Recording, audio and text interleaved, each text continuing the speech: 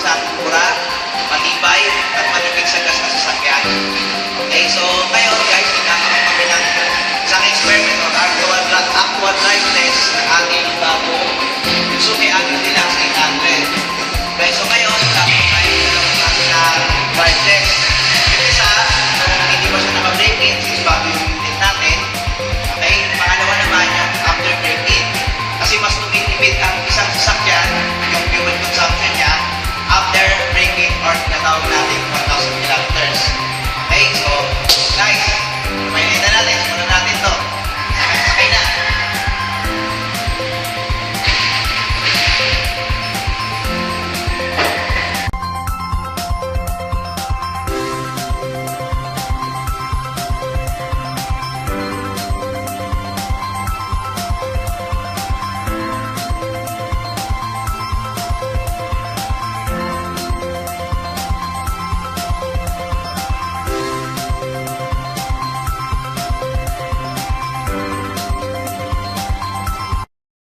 Okay, so bago tayo mag-start sa ating experiment, mag-check muna tayo ng mileage.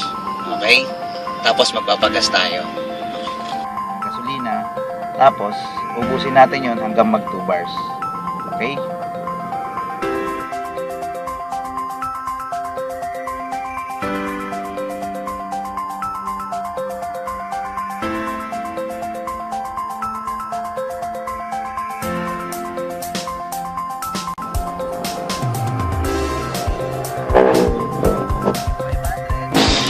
Ganyan na. So almost ang dagdag is 1, 2, 3, 4 bars.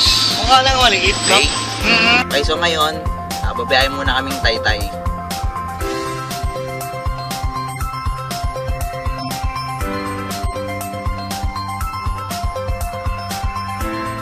Hey guys, ito yung second day ko. So ngayon papasok muna ako sa office. So ito yung nabiyahe ko mula UN Avenue papuntang Taytay, tapos bumalik ako ng Taytay, umuwi ako sa Santa Ana. So yan yung nabiyahe. Ngayon punta tayong MOA, di ba? Traffic. Grabe talaga traffic pag city driving.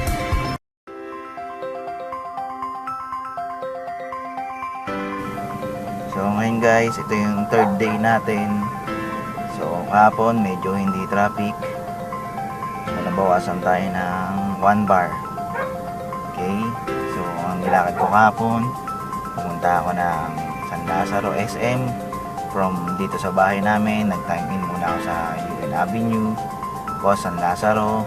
Tapos bumalik ako dito, pumunta muna kami ng MOA. Okay, tapos kumain kami, tapos balik kami ulit dito. So ano po ba yung mga nilakad ko? So yun lang yung mga nilakad ko kahapon. Tapos konting stroll kasama yung aking maliit, saka yung aking anak, saka yung aking misis. Okay, dahil Valentine's Day kahapon, kaya medyo nag-ikot-ikot kami.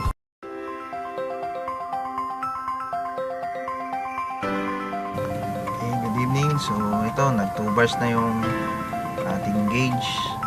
So tumigil tayo sa 220. Dito ako ngayon, pauwi na sana ako. Ayan, stay ako sa Easy Day.